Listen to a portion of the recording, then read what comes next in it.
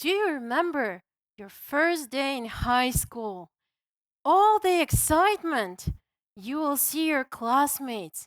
You have all grown up and ready to step into the wild, wild teenage world. When I moved from middle school to high school, very quickly I realized that things that used to be cool weren't cool anymore. It used to be cool to be an A plus student. Now, when you studied well, you were called a nerd. Boys and girls used to hang out together, but now girls preferred gathering in groups and talk about that pretty boy. Before, the way you looked and dressed up didn't matter. Now, looks were everything. Very quickly, I realized that I didn't quite fit in. I was a nerdy A plus student with braces and glasses. Didn't really want to talk about the boys either. Once I was sitting alone at the outcast table reading a book, and the girl approached me. She asked if she could sit with me. It was the scariest moment of my teenagehood. Do I really get to have a friend? It turned out that I would. I said, "Well, the seat is free, but you shouldn't take it because I'm not cool." She said, "It's okay. I'm not cool too." It turned out that there were many other girls who didn't care about the looks, preferred to discuss books instead of the boys, and loved studying. We started hanging out together, and other students started calling us freaks, nerds, and we said, we were the best nerds in town. We started organizing all kinds of school events, throwing parties, and realized all kinds of crazy ideas that we had. We were teenagers. We had no experience in organizing anything. But we were together, and together we felt unstoppable. Being a teenager was hard, but I managed not only to create a safe environment, but also gather a community of people who could bring real change. And it felt amazing to achieve something as a group. I felt unstoppable surrounded by others, but when I was alone, I was still scared of many things.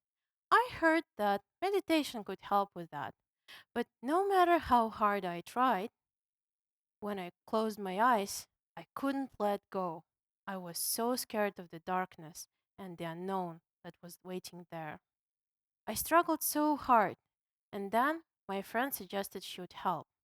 She said, "Stand still, close your eyes, breathe in, breathe out, and let go of all the thoughts." That felt oddly familiar. I felt as if I was sitting at that outcast table again, and I was scared. It was the same fear that I felt when I wanted to say yes to a friend. But back then, I knew that I could trust people. So I didn't know what happens when I close my eyes, but I knew that no matter what, my friend is going to be there with me and she will guide me through anything. So I let go. I closed my eyes and let her do her thing. Many people believe that meditation is about emptying your mind. It's actually the opposite. It's about embracing the unknown and letting it flow. This taught me that growth doesn't come from control. It comes when you embrace the unknown and trust people enough to shape the outcome.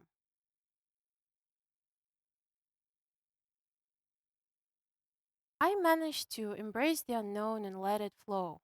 What I couldn't let go were the rules. As I mentioned, I was an A plus student, and rules, regulation, and systems made me feel safe, comfortable. I wasn't afraid, so I couldn't let them go.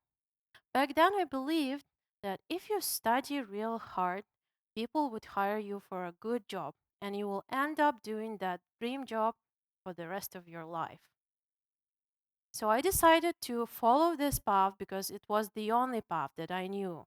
Other ways were way too scary and way too unknown for me. Guess what happened next? I put all the effort. I studied really hard. I got the corporate job I thought I wanted. But then I realized that I wasn't happy.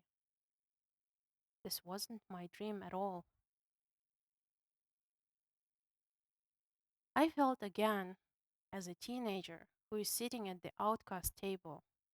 Fancy corporate table, but still, it didn't make me feel any better. So I did the only thing possible I could do at that time, change the seat and quit my corporate job. I stepped into the entrepreneurial journey. At the moment, it was completely unknown to me. I didn't know how to trust the reality that is so scary and not known by the rules or by me. But I knew people that I could trust.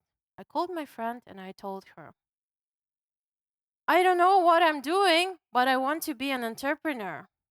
It turned out that there were many people like me who didn't know where they are going, but they were eager to go together. Back then, I lived in Warsaw, and me and my friends started uniting expats at the networking events. At those meetings, we shared our goals, ideas, and fears. It was more than just a safe space. It was a community where everyone felt that uncertainty could be shared, not lonely. These people not only gave me confidence, they opened the doors for me. They became my first partners and clients. I helped them navigate through the career world, market themselves to get a good job, and truly believe in what they are capable of. They trusted in me, and I trusted in them.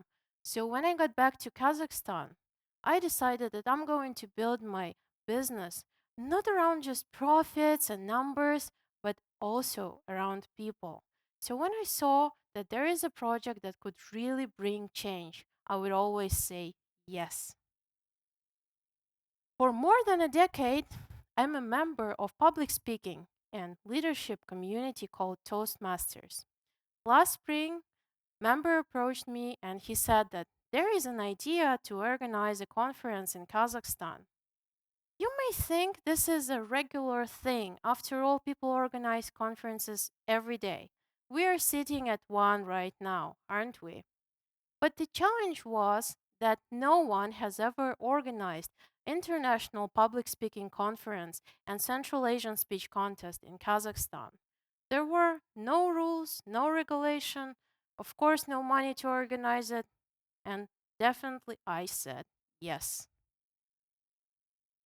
Because then I remembered that I have a friend who dreamt of organizing a series of educational sessions, and another one who wanted to try his technical skills by leading a team at the event, and another one who just wanted to be a part of something huge.